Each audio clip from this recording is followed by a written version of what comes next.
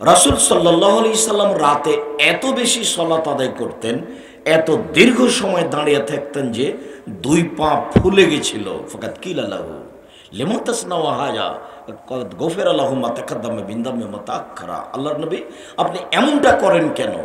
রাতে এত দীর্ঘ সময় দাঁড়িয়ে সালাত আদায় করেন কেন? আপনার তো সব পাপ ক্ষমা করা হয়েছে। তখন আল্লাহ রাসূল উত্তরে বললেন, আফালা আকুনু আবদান শাকুরা, আমি কি একটি শুকরিয়া আদায়কারী বান্দা হতে চাই না? আমার সব পাপ ক্ষমা করা হয়ে গেছে, এই জন্য আমি চুপ থাকব? আমার তো কিছু শুকরিয়া আদায়ের প্রয়োজন। আপনার কাছে আল্লাহর কিছু নিয়ামত আছে, আপনি কি শুকরিয়া আদায় করেন? আপনি তো আপনার কাছে কি নিয়ামত আছে না আছে সে তো বুঝতে পারছেন না। উমামা বাহেলি রাদিয়াল্লাহু তাআলা আনহু বলেন, রাসূল সাল্লাল্লাহু আলাইহি ওয়াসাল্লাম বলেছেন, আলাইকুম বিকিয়ামিল লাইল, পৃথিবীর মানুষ তোমরা রাতে সালাত আদায় করো। কেন? ফাইন্নাহু দাবুস সালিহিন মান কানা ক্বাবলাকুম, রাতে সালাত আদায় করা তোমাদের পূর্বের পরহেজগার মানুষের কাজ। অতীতে যারা নবী রাসূল ছিলেন, যারা পরহেজগার সালেহ সিদ্দিক শুহাদা ছিলেন, তারা রাতে সালাত আদায় করতেন। অতএব পৃথিবীর মানুষ তোমরা রাতে সালাত আদায় করো। রাতে সালাত আদায় করা অতীতের পরহেজগার মানুষের কাজ। হুয়া কুরবাতুল্লাহ ইলা রাব্বিকুম, রাতে সালাত আদায় করলে তিনটে সুবিধা আছে। এক, এর বিনিময়ে আল্লাহর নিকটে হওয়া যায়। রাতে সালাত আদায় করলে মানুষ আল্লাহর নিকটে হয়ে যায়। দুই, মুকাফফিরাতুন লিসায়া, পাপ মিটে যায়। তিন, ও মানহাতুল ইসমে, পাপ থেকে সে দূরে সরে যায়। পাপ থেকে মানুষের বিরত হওয়া কঠিন। একবার যদি মানুষের পদস্খলন ঘটে যায়, একবার যদি তার অশ্লীল কাজ ঘটে যায়, তাহলে সে নিজেকে সেখান থেকে আর ধরে রাখতে পারে না। একবার যদি তার অভ্যাসে গড়ে যায় যে আমি মোবাইলে জেনা দেখব, তাহলে সে বছর বছর যুগের পর যুগ সেখান থেকে ফিরে আসতে পারে না। কোনো পথ দিয়ে সে আর নিজেকে ঠেকাতে পারে না। একবার যদি জেনার মতো কাজ হস্তমৈথুন জীবনে চালু হয়ে যায়, তাহলে সে আর কখনো তাতে থেকে ফিরে আসতে পারে না। একবার যদি নগ্ন মেয়েকে সিনেমায় দেখা অভ্যাস হয়ে যায়, তাহলে সে আর সেখান থেকে ফিরে আসতে পারে না। যদিও সেটি কথা, হাদিস নয়। হাদিস বলেই চালু আছে, তবে তা হাদিস নয়। যে রাসূলের নাম দিয়ে বলা আছে, কেউ যদি তোমাদের বলে যে পাহাড় এক জায়গা থেকে আর এক জায়গায় চলে গেছে, ফাসাদ দেখো, তাহলে এটা বিশ্বাস করে নাও। কিন্তু মানুষের চরিত্র ধ্বংস হয়ে যাওয়ার পরে আবার ঠিক হয়ে গেছে, এটা যদি বলে তাহলে বিশ্বাস করো না। তার মানে হবে বটে, তবে কম। বুঝেও বুঝে না ওরা, অন্তর আছে বুঝে না। দেখেও দেখে না ওরা, চক্ষু আছে দেখে না। শুনেও শুনে না ওরা, কান আছে শুনে না। উলাইকা কাল আনআম, তারা পশু প্রাণীর মতো, তারা গরু ছাগলের মতো, তারা কুকুর শ্রীগালের মতো। বাল হাজাল, বরং তার চেয়ে খারাপ। শুনে তো, ভালো কথা তো শুনে, কই পরিবর্তন তো হয় না। দেখে তো, ভালো কিছু দেখে, কিন্তু কই সে পরিবর্তন তো হয় না। বুঝে তো, তার অন্তর আছে বুঝে, কিন্তু সে বুঝেও বুঝে না। এখান থেকে উঠে যাওয়ার পরে সে ঠিকই বিড়ি তামাক জর্দা সিগারেট খায়। এখান থেকে উঠে যাওয়ার পরে ঠিকই সে মিথ্যা কথায় ব্যবসা করে। এখান থেকে উঠে যাওয়ার পরে ঠিকই সে দোকানে বসে আড্ডা পিটে। এখান থেকে উঠে যাওয়ার পরে ঠিকই সে টাকনুর নিচে প্যান্ট পায়জামা লুঙ্গি পরে। রাসূল সাল্লাল্লাহু আলাইহি ওয়াসাল্লাম বলেন, হুজবাতিন নার বিশাহওয়াত, মনের ইচ্ছা দ্বারা জাহান্নামকে ঘেরা আছে। হুজবাতিল জান্নাত বিল মাকারিহ, নিয়ম নীতি কষ্ট ক্লেশ ত্যাগ তিতিক্ষা দিয়ে জান্নাতকে ঘেরা আছে। জান্নাত পাওয়া সহজ নয়, টাফ ব্যাপার। অনেক কিছু নিয়মের নাম জান্নাত, সহজেই জাহান্নাম। দোকানে বসে আড্ডা পিটে মানুষের বদনাম করলে জাহান্নাম পাওয়া যায়। নগ্ন পোশাকে মহিলারা চললেই জাহান্নাম পাওয়া যায়। টাকনুর নিচে প্যান্ট পরলেই জাহান্নাম পাওয়া যায়। সুদ ঘুষ খেলেই জাহান্নাম পাওয়া যায়। মন মতো চললেই জাহান্নাম পাওয়া যায়। দুনিয়াতে মোমেন কারাগারে আছে। রাসূল সাল্লাল্লাহু আলাইহি সাল্লাম বলেন, আর দুনিয়া সিজনুল মুমিন ও জান্নাতুল কাফির। হাদিস বুখারী মুসলিম। তিনি বললেন, মুমিনের জন্য এটা কারাগার, আর কাফের জন্য এটা জান্নাত, খোলা মাঠ। কারাগার তো বুঝতে পারলাম না। কই মিথ্যে কথা বললেও তো জীবনে বেঁচে আছে, সুদ খেলেও তো আছি, ঘুষ খেলেও তো আছি, দাড়ি চাঁচলেও তো আছি, প্যান্ট টাকনোর নিচে পড়লেও তো আছি, দিন রাত স্বামীকে বাড়িতে রেখে ছেলেকে বাড়িতে রেখে নগ্ন পোশাক পরে হাট বাজার করলেও তো আমি মহিলা মানুষ ভালোইতে আছি। ফ্যাশন বোরকা পরে এসে এখানে বসে আছি, জালসার নামে দিন তো চলছে। কই কারাগার কাকে বলে বুঝলাম না, অথচ মুহাম্মদ সাল্লাল্লাহু আলাইহি সাল্লাম বলেন মুমিনের জন্য পৃথিবী কারাগার। আমি বলিনি, আমি অনবদক 1450 বছর পূর্বে মুহাম্মদ সাল্লাল্লাহু আলাইহি সাল্লাম এই কথা বলেছেন যে মুমিনের জন্য পৃথিবী কারাগার। কারাগারে তো সব সময় সাক্ষাৎ করা যায় না। সকাল 10টায় সাক্ষাৎ হয়ে অনুমোদন নিয়ে 5 মিনিটের জন্য স্বামীর সাথে দেখা করা যায়, বাপের সাথে দেখা করা যায়, ভাইয়ের সাথে দেখা করা যায়, বুঝা যায় তাকে কারাগার কাকে বলে। কিন্তু আমার জন্য আল্লাহ রাসূল কারাগার বললেন, তা তো আমি বুঝতে পারলাম না। কারাগার মানে ইচ্ছা মতো 1 গিলাস পানি পান করা যায় না, বিছানা আমার, ঘর আমার, আমি বানিয়েছি সুন্দর করে, বিছানাতে মখমল চাদর বিছিয়েছি, এটা আমার, ঘরে বউ আছে, এটা আমার, সব কিছু আমার, কিন্তু আমি ইচ্ছে মতো শুইতে পারি না। কেন? আমি কারাগারে আছি। আমাকে ডান কাতে শুইতে হবে দোয়া পড়ে, আল্লাহুম্মা আসলামতু নাফসি ইলাইকা ওয়া ওয়াজ্জাহতু ওয়াজহি ইলাইকা ওয়া ফাওয়াজতু আমরি ইলাইকা ওয়া আলজাতু জারি ইলাইকা রাগবাতান রাহাবাতান ইলাইকা লা মালজা ওয়া লা মানজা মিনকা ইল্লা ইলাইকা আমানতু বিকিতাবিকা আল্লাযী আনজালতা ওয়া নাবিয়্যিকা আল্লাযী আরসালতা। এ হলো ঘুমানোর দোয়া। দোয়ার বইটা আপনার জন্য লিখেছিলাম। আপনি মনে করছেন যে আব্দুর রাজ্জাক সাহেবের বই না কিনা তাকে ঠগিয়ে দিয়েছি। তা আপনি ঠগিয়ে দিয়েছেন, তার আমি কি করব? আমি তো মনে করছি যে আমি অনেক শ্রম দিয়েছি, যত হাদিস আছে হাত তুলে দোয়া করার সবই দিয়েছি, যত জয়ীপ আছে সবই দিয়েছি, কোথায় কোথায় হাত তুলে দোয়া করতে হবে সেটাও দিয়েছি। হাত তুলে দোয়া করলে হাতখান ফেরত দিতে লজ্জা পান। এত বড় সত্তা কারো পরোয়া করে না। ফেরাউনকে ক্ষমা করে দিলে কেউ বিচার করতে পারবে না, আদ সামুদকে ধ্বংস করে দিয়েছেন, কেউ বিচার করতে পারে না। তার নাম আজিজ, পরাক্রমশালী, সর্বশক্তিমান।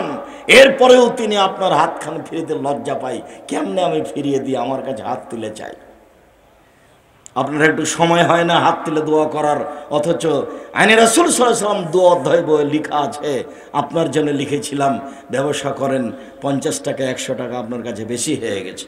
জামিয়া সালাফের সার্বিক কাজকে আমি খাকসার আব্দুর রাজ্জাক বিন ইউসুফ যা খিদমত আপনার সামনে পেশ করেছি, ভাঙাচোরা ভাষাতে আপনি জরুরিভাবে তা মূল্যায়ন করবেন। আল্লাহে আল্লাহর কসম, আল্লাহে আল্লাহর কসম, আল্লাহে আল্লাহর কসম, 90 সাল থেকে না এখন পর্যন্ত না অপ্রয়োজনীয় বাক্য মুখে বলেছি, না অপ্রয়োজনীয় বাক্য কলমে লিখেছি। কলমে কোনোদিন লিখিনি, মুখেও কোনোদিন বলিনি। জাতিকে ফাঁকি দিয়ে পরকাল হারাতে রাজি নই। কোনোদিন আপনার সামনে অপ্রয়োজনীয় বাক্য নিয়ে দাঁড়াইনি। আপনি অনুকূলে থাকলেও না, আপনি প্রতিকূলে থাকলেও না, কিছুই না। কোনোদিন হিসাব করিনি। একটা পদক্ষেপ নিজ সুবিধা ভোগ করবে এই জন্য ফেলেনি।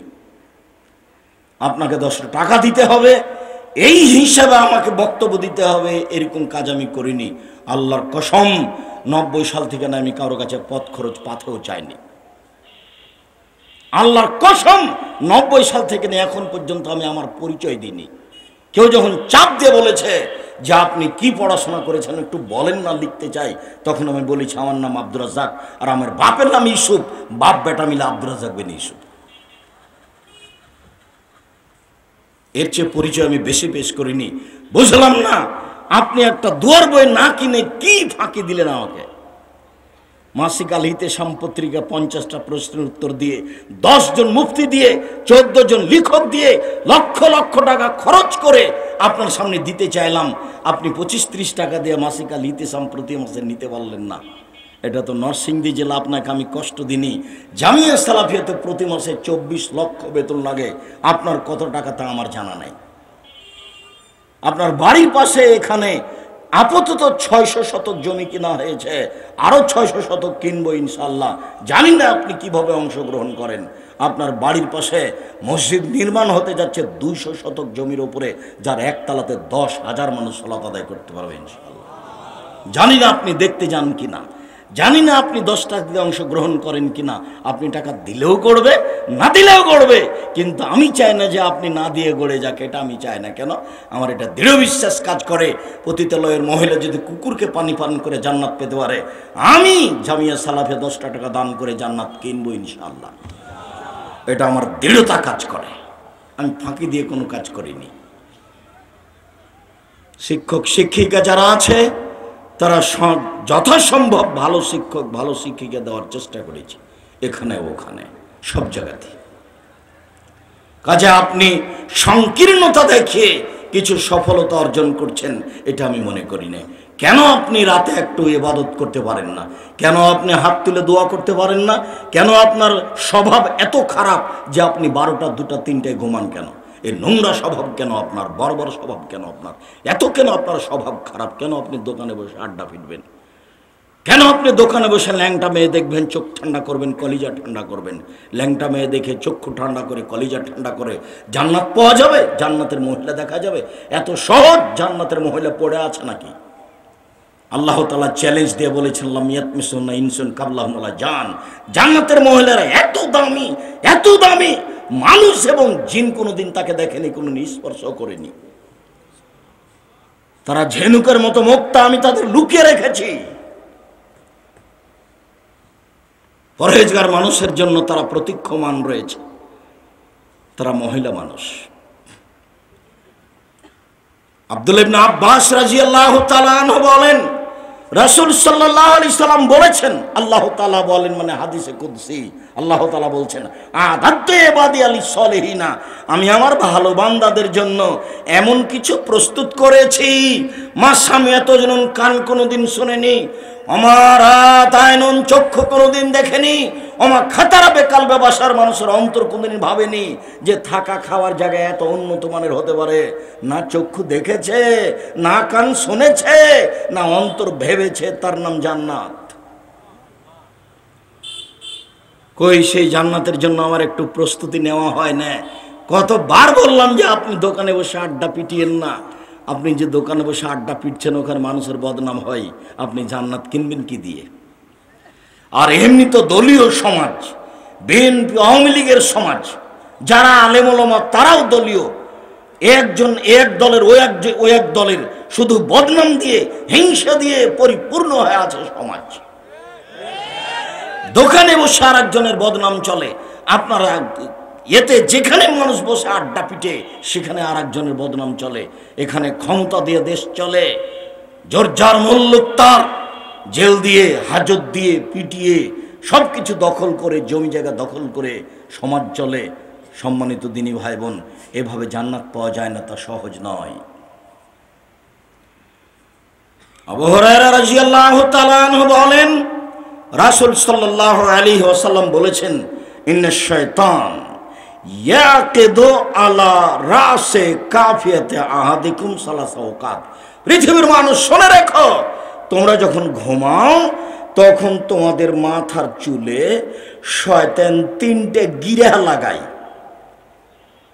ওয়ায়াজরিবু আলাইহা, গিরার উপরে এভাবে হাত দিয়ে থাবা মারে আর বলে, ফারকুদ আলাইকা লাইলান তাবিল, ঘুমাও রাত লম্বা, ঘুমাও রাত লম্বা, ঘুমাও রাত লম্বা।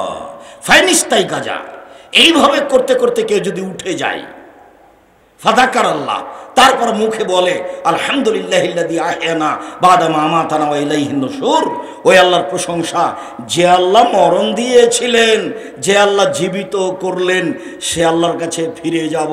এই বাক্য যখন মুখে উচ্চারণ করে তখন একটা গিরা খুলে যায় এমনিতেই।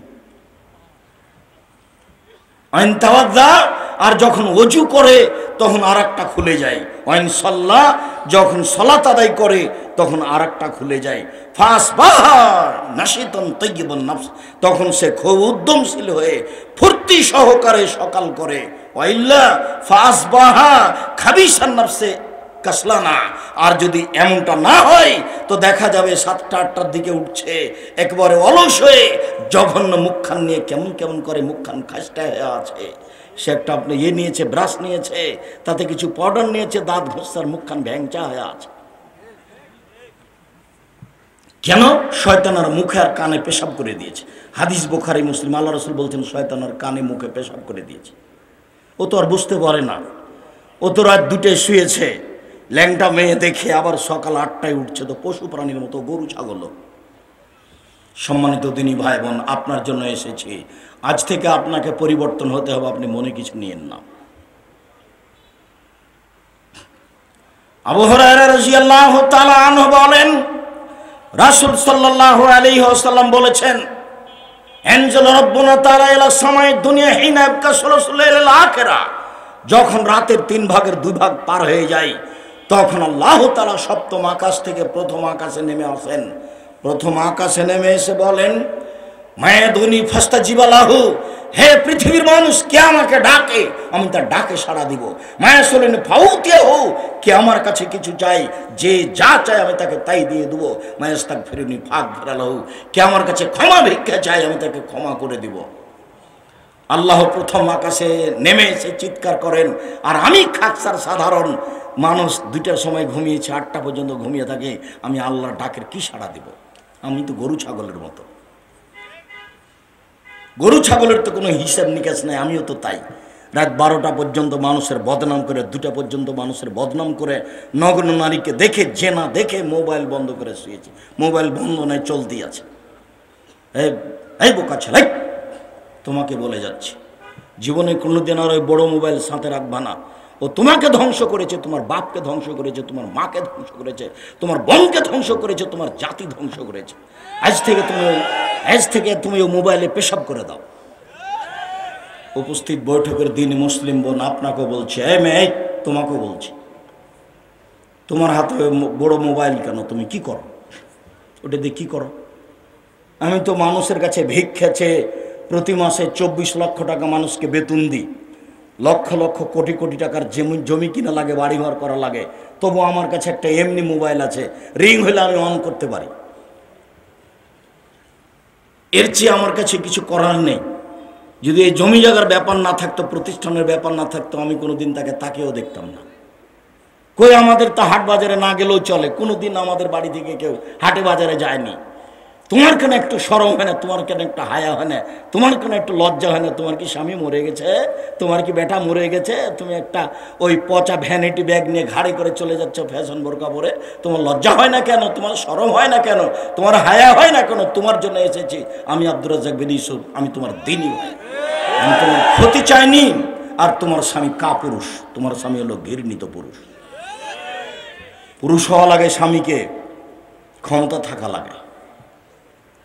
কি করবে স্বামী স্ত্রী দুইজন মিলে আজকে সিদ্ধান্ত নেও, রাত 10টায় ঘুমিয়ে যেতে হবে, রাত 2টা 3টায় উঠতে হবে। আয়েশা রাদিয়াল্লাহু তাআলা আনহা বলেন, কানা নবী সাল্লাল্লাহু আলাইহি সাল্লাম ইসাল্লি 11 রাকা মিন ক্বাবলা ইয়াফরাকা মিন সালাতিল ইশা ইলাল ফজর, এশার সালাত থেকে নিয়ে ফজরের সালাত পর্যন্ত এই লম্বা সময়ে আল্লাহ নবী 11 রাকাত সালাত আদায় করতেন। তার মানে তাহাজ্জুদ এশার সালাতের পরেও শুরু করা যায়, যার কারণে তারাবি এশার সালাতের পরে চলে। যদিও মূলত তা রাতের 3 ভাগের 2 ভাগ পার হওয়ার পরে, যখন রাত 12টা হয়ে যায় তখন আকাশের সব দরজা খুলে দেওয়া হয়। যখন দিন 12টা হয়ে যায় তখন আকাশের সব দরজা খুলে দেওয়া হয়। যখন আজান দেওয়া হয় তখন সব দরজা খুলে দেওয়া হয়। ওই সময়তে যে যা চায় সেটা কবুল হয়ে যায়, যে যা চাইবে। জাবের রাদিয়াল্লাহু তাআলা আনহু বলেন, রাসূল সাল্লাল্লাহু আলাইহি ওয়াসাল্লাম বলেছেন, ইন্না ফিল লাইলি লাসা লা ইয়াফিকু আবদুল মুসলিম, রাতে একটা সময় রয়েছে যে কোনো পুরুষ যে কোনো নারী, রাতে একটা সময় রয়েছে যে কোনো পুরুষ যে কোনো নারী, রাতে একটা সময় রয়েছে যে কোনো পুরুষ যে কোনো নারী ওই সময় আল্লাহর কাছে কিছু চাই, মিন আমরিদ দুনিয়া, দুনিয়ার হোক আর পরকালের হোক, ইল্লা আতাহু ইয়াহু, আল্লাহ তাকে দিবেনি। ভাবখান মনে হচ্ছে দিতে বাধ্য, দিবেনি, দিবেই দিবে, অবশ্যই দিবে, অবধারিত দিবে, দিবেই দিবে ইনশাআল্লাহ। আপনি বুঝতে পারেন না 2013 সালের 24শে আগস্ট রোজ মঙ্গলবার 11টার সময় আপনার বাড়িতে হাঁটাবো, হাঁটাবো রূপগঞ্জ নারায়ণগঞ্জ মাঠে বলেছিলাম আমার হাতে টাকা নেই, এ কথা সত্য, এখানে প্রতিষ্ঠান করবে এ কথা সত্য। আপনি দেখে আসেন তো, জামিয়া সালাফের রূপগঞ্জ নারায়ণগঞ্জ ঢাকা প্রায় 50 বিঘা জমির উপরে অবস্থান করে। আমি তো একজন ভিক্ষুক মানুষ, আমি হচ্ছে কচুর পাতার পানি, যে কচুর পাতার পানি থাকে একটু বাতাস আসলে টলমল টলমল করে পড়ে। আমি কোটি টাকার ব্যবসা করি না, আমি কোনো দলও করি না, না আমার কোনো বংশীয় ক্ষমতা আছে, না আমার কোনো দলীয় ক্ষমতা আছে, না আমার কোনো বড় না ব্যবসা আছে, কিছুই না, একটা নিঃস্ব মানুষ। 4000 ছেলে মেয়ে, দুটো প্রতিষ্ঠানে 350 এতিম, 500 জন অসহায়। 4000 ছেলে মেয়ে ভিন্ন ভিন্ন জায়গায় পড়াশোনা করছে, সবার থাকা খাওয়া ভিন্ন, মেয়েদের ভিন্ন ছেলেদের ভিন্ন। আপনার বাড়ির পাশে সামনে বৃহস্পতিবার শুক্রবার সম্মেলন, জানি না আপনি যাওয়ার জন্য প্রস্তুত আছেন কিনা। থাকা তো উচিত। ওই যে নাসিম, ওকে চিনেন কিনা, ও তো প্রস্তুতি নেই, গাড়ি টাড়ি নিয়ে যায়, তার সাথে যোগাযোগ করার চেষ্টা করেন। আর নালে প্রায় 800 শতক জমির উপরে বালু ফেলা হয়েছে, প্রায় 800 শতক। একটু দেখা দরকার, একটু সাধ থাকা দরকার যে আমাদের আহলে হাদিসের সম্পদ একটু দেখে আসে। আবার কোনো ধনী মানুষের করা না, একটা ফকির মানুষের করা। আমার কাছে কিছুই নেই, তবে আমার জীবনে আমি কোনোদিন কোনো মসজিদে খুতবা দিচ্ছি, ওখানকার সভাপতি সেক্রেটারিকে হিসাব করে খুতবা দিয়েছি, এটা নয়। রুজি তার কাছে আমি কোনোদিন ভাবিনি। আমার দাদা আমার বাপের রুজি ভাবেনি, আমার বাপ আমার রুজি ভাবেনি, আমি আব্দুর রহিমের রুজি ভাবি না, চিন্তা করিনি ওটা কি হবে তাদের। ওরা রুজি ছাড়া আসেনি, রুজি নিয়েই এসেছে, অতএব তার টেনশন করার আমার কোনো প্রয়োজন নাই। সম্মানিত দিনী ভাই বোন, বলছিলাম রাত যখন 3 ভাগের 2 ভাগ পার হয়ে যায় তখন আল্লাহ তাআলা এইভাবে ডাকেন। আবার আয়েশা রাদিয়াল্লাহু তাআলার ভাষাতে বোঝা যাচ্ছে এশার সালাতের পর থেকে নিয়ে ফজর পর্যন্ত সময়ে যে কোনো সময়ে তাহাজ্জুদ পড়া যায়। আয়েশা রাদিয়াল্লাহু তাআলা আনহা বলেন, কানান নবী সাল্লাল্লাহু আলাইহি সাল্লাম ইসাল্লি বিল লাইলে সালাসা আশারা রাকা, আল্লাহর নবী রাতে 13 রাকাত সালাত আদায় করতেন। অবে খামসিন ইউতরবে খামসিন মিন দালিক, 13 রাকাতের মধ্যে 5 রাকাত থাকতো বিতর, লাইজলু ফি শাইনিল আখিরাহা, 5 রাকাতে একটানা একবারই বসতেন। তার মানে 3 রাকাত পড়লো একটানা, 5 রাকাত পড়লো একটানা, আর 1 রাকাত তো একটানাই আছে। বুঝা গেল না কথা মনে হয়? মাঝহাবি ভাইরা বলেছেন বেতের 3 রাকাত পড়তে হবে মাগরিবের মতো, মানে 2 রাকাত পড়ে আত্তাহিয়াত পড়তে হবে। হাদিস জাল, মানুষের বানানো। একটানা 3 রাকাত, একটানা 5 রাকাত, একটানা 1 রাকাত। 1 রাকাত আর কোনো টানা নাই, এমনি দোয়ায়ে কুনুত পড়তে পারেন মাঝে মধ্যে। আমি বলেছি মাঝে মধ্যে দোয়ায়ে কুনুত ছেড়ে দিতে হবে। তখন কেউ নকল করেছে যে উনি বেতর পড়তে নিষেধ করেছেন। নাউজুবিল্লাহ। বেকুব, ফেসবুক চালালে এভাবে চালাতে হবে? তুমি মানুষের উপর অপবাদ লাগিয়ে ফেসবুক চালাও, এটাই তোমার হাইকোর্ট? কি বুঝো তুমি? মানুষের উপরে একটা বাক্য বলে দাও, হিসাব পাও না, তোমার এই বাক্যের বিচার হবে না। আমি তো তোমার পিছনে লাগা প্রয়োজন মনে করি, আমি তোমাকে ধত্তবে রাখি না। তুমি যে কে এটা আমার চেনারই প্রয়োজন নেই। তোমার পিছনে আমার এক বাক্য আমি কোনোদিন বলিও নি, আমি কোনোদিন লিখিও নি, আমি তোমাকে কোনোদিন ভাবিও নি। 90 সাল থেকে নিয়ে এখন পর্যন্ত আমি কোনোদিন কাউকে ভেবে 5 মিনিট বক্তব্য দিইনি। কোনোদিন কোনো মসজিদের সেক্রেটারি সভাপতিকে 1 মিনিট হিসাব করে বক্তব্য দেওয়া প্রয়োজন মনে করিনি। আল্লাহ তো রেখেছেন।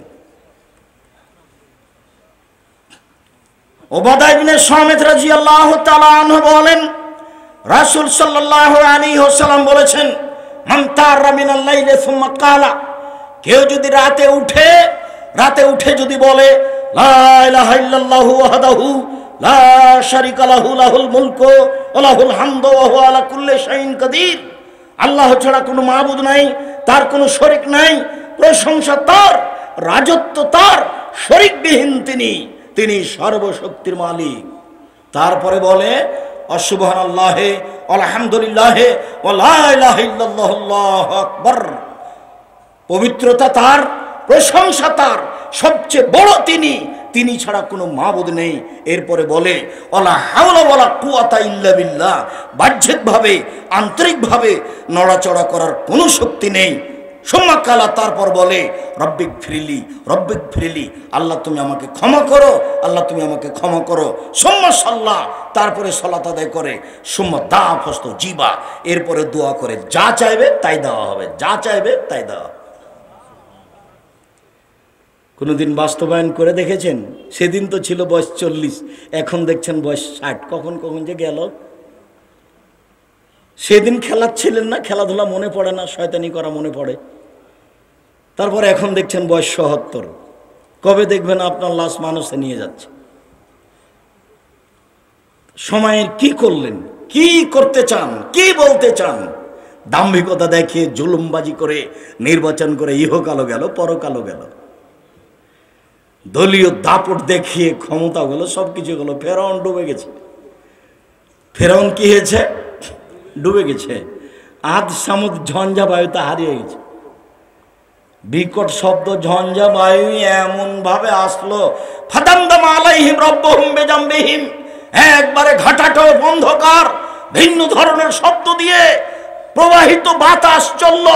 মানুষের নিয়ন্ত্রণে নয়, ফেরেশতার নিয়ন্ত্রণে নয়, আল্লাহর আদেশে একেবারে ঘর বাড়ি পাথর পাহাড় কেটে চলে গেল। যেখান দিয়ে গেল তার বিচারের তিনি চিন্তা করেন, নলায় খাফক বাহা আদ সামুদ বিচার করতে পারে এই তিনি ভাবেন না, ফেরাউন বিচার করতে পারবে এটা তিনি ভাবেন না।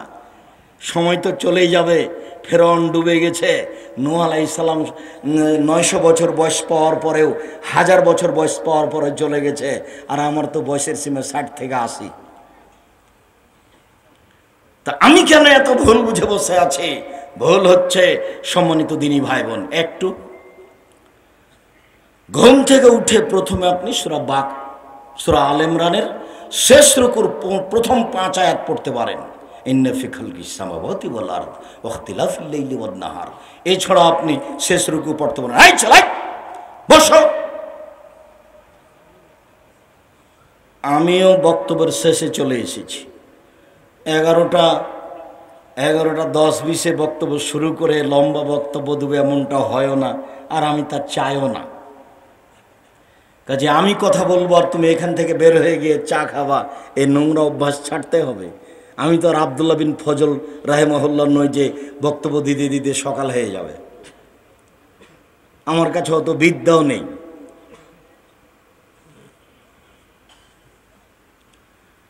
আব্দুল্লাহ ইবনে আমর ইবনে আস রাদিয়াল্লাহু তাআলা আনহু বলেন, রাসূল সাল্লাল্লাহু আলাইহি ওয়াসাল্লাম বলেছেন, মান কামা বিআশরি আয়ালাম ইউক্তাব মিনাল গাফিলিন। কেউ যদি রাতে উঠে 10 আয়াত পড়ে, কেউ যদি রাতে উঠে 2 রাকাত সালাত আদায় করে 10 আয়াত পড়ে, তাহলে সে গাফেলদের অন্তর্ভুক্ত হবে না। হাদিস শেষ করি তারপরে। অমান কামাবে মেয়া আয়া, আর কেউ যদি রাতে উঠে 100 আয়াত পড়ে কোতেবা মিনাল কানিতিন, তাহলে ওর তালিকা হবে পরহেজগারদের মধ্যে। অমান কামাবে আলফে আয়া কোতেবা মিনাল মুকান্তিরিন, আর যারা 1000 আয়াত পড়তে পারে রাতে, তারা পৃথিবীতে সবচেয়ে দামি মানুষের অন্তর্ভুক্ত, সবচেয়ে দামি। তাহলে সবচেয়ে দামি মানুষের অন্তর্ভুক্তর জন্য কত আয়াত? 1000 রাতে। যারা পরহেজগার মানুষ বলে গণ্য হবে তাদের জন্য কত? 100 আয়াত। আর আমি গাফেল নই এটা প্রমাণ করার জন্য কত আয়াত? 10 আয়াত। তা আমি যে একদিনও পড়িনি, আমি আবার কোনটা? আপনি ধর্ম পাগল পেয়েছেন, মনে করছেন যে বক্তা বক্তব্য দিতে এসেছে, ভালো খাওয়ালাম, টাকা পয়সা নিয়ে যাবে, আমিও শুনলাম, কি যে বললাম আর কি যে করল, দেখি সকালে হয়ে গেছে। এটা মনে করিয়েন না, কথার দাম দেওয়া শিখিয়েন। আবু হুরায়রা রাদিয়াল্লাহু তাআলা আনহু বলেন, রাসূল সাল্লাল্লাহু আলাইহি সাল্লাম বলেছেন, মানিস্তাই কাজা আহলাহু ওয়া সাল্লা রাকাতাইন আও সাল্লায়া জামিয়ান রাকাতাইনে। কেউ যদি রাতে নিজে উঠে স্ত্রীকে উঠায়, 2 জন মিলে 2 রাকাত সালাত আদায় করে। এই মেয়ে শোনো, উপস্থিত বৈঠকের দিনই মুসলিম বোন, এদিকে খেয়াল করেন তো, কথা বলছেন কেন? এদিকে খেয়াল করেন। আপনি আর আপনার স্বামী যদি রাতে উঠে 2 রাকাত সালাত আদায় করেন, একসাথে পড়েন, একসাথে মানে আপনার স্বামী থাকবে আগে আর আপনি থাকবেন পিছনে, ভিন্ন ভিন্ন পড়তে পারেন, 2 রাকাত যদি সালাত আদায় করেন, তো রাসূল সাল্লাল্লাহু আলাইহি সাল্লাম বলছেন কুতিবা মিনাজ যাকিরিনা ওয়াজ যাকিরাত, রাতে যারা তাসবিহ তাহলিল জিকির আজকার করে আপনার নামটা তাদের তালিকায় চলে আসবে। অথচ আপনি তত নন। রাতে তো যারা হাজার হাজার আয়াত পড়ে তারা জাকেরাত আর জাকেরিন, কিন্তু আপনি 2 রাকাত পড়েছেন, এই জন্য আল্লাহ বলছেন যাও যাও ওর নামটা ওতে দিয়ে দাও, হ্যাঁ ফেরেশতারা লিখে দাও, ওই ভালোদের তালিকা দিয়ে দাও। আমি এই কথা বলিনি, এই কথা মুহাম্মদ সাল্লাল্লাহু আলাইহি ওয়াসাল্লাম বলেছেন। আমার এখানে কিছু করার নেই, আমি জোর করে বলছি এমনটা কথা নয়। আপনি রাতে উঠে 2 রাকাত সালাত আদায় করলে আপনার নামটা ওই তালিকায় চলে আসবে যারা রাতে ইবাদত করে, তাসবিহ তাহলিল করে, জিকির আজকার করে। আল্লাহ তাআলা আমাদের নবীকে বলছেন ফাসাব্বিহ বে, আল্লাহ তাআলা আমাদের নবীকে বলছেন যে আপনি রাতে উঠুন, ফাসজুদ লাহু ওয়াসাব্বিহু লাইলান তাবিলা, রাতে তাহাজ্জুদ পড়ুন, দীর্ঘ সময় ধরে তাসবিহ তাহলিল করুন। মুহাম্মদ সাল্লাল্লাহু আলাইহি সাল্লাম আপনি রাতে উঠে তাহাজ্জুদ পড়ুন, জরুরি আদেশ। আপনি দীর্ঘ সময় ধরে তাসবিহ তাহলিল জিকির আজকার করুন। ঘুম থেকে উঠে 2-4 বার কোনোদিন সুবহানাল্লাহ আলহামদুলিল্লাহ বলেছেন? মনে পড়ে মুরব্বী আপনাকে বলছি তাহাজ্জুদ পড়তে শিখেন, একটু চেষ্টা করেন। দাম্ভিকতা দেখে কোনো লাভ নেই। আমার ছেলে এত বড় ব্যবসা করে, আমার ছেলে কোটি টাকা ইনকাম করে, আমার বৌমা ঢাকা বিশ্ববিদ্যালয়ে শিক্ষকতা করে, তার বৌমার কত গল্প আছে। আপনি রাতে উঠে কি বলেন, কবে উঠেন রাতে? রুটিন হতে হবে আজকে, জরুরি আজকেই হতে হবে এখন। আবু হুরায়রা রাদিয়াল্লাহু তাআলা আনহু বলেন রাসূল সাল্লাল্লাহু আলাইহি ওয়াসাল্লাম বলেছেন ইন্নাদ দীন ইসর, দিন সহজ। আব্দুর রাজ্জাক সাহেব আপনি কি দিন ভারী করে দেখালেন? জি না, দিন সহজ। বরং আমি বলতে চাচ্ছি আল্লাহ রাসূল বলেন লাইসুদ দীন ইল্লা গালাবাহু, কেউ যেন দিনকে ভারী মনে না করে নেয়। একদিনই পুরো কোরআন মাজিদ পড়বে, রাতে সিদ্ধান্ত নিয়েছে। আজ থেকে 11 রাকাত সালাত আদায় করবে, সিদ্ধান্ত নিয়েছে। আজকে একবারে সূরা বাকারা পড়বে, সিদ্ধান্ত নিয়েছে। তখন আল্লাহ রাসূল বলছেন না না না না না, অল্প করে পড়ো। কেন? আহাব্বুল আমাল ইলাল্লাহি আদওয়াইন কাল্লা, আল্লাহর কাছে সবচেয়ে প্রিয় আমল ওইটা যেটা একেবারেই কম কিন্তু চলমান আছে। তাহলে আমরা রাতে সালাত আদায়ের জন্য অন্তত আরম্ভ করি কি দিয়ে করব? 2 রাকাত দিয়ে অন্তত চালু করি। গল্প করতে করতে যখন ঘুমাতে যাচ্ছি তখন ওযু করে 2 রাকাত পড়ে নি, এটা কিন্তু খুব কষ্টকর। শয়তান বলছে এই পড়বি না, এই পড়বি না।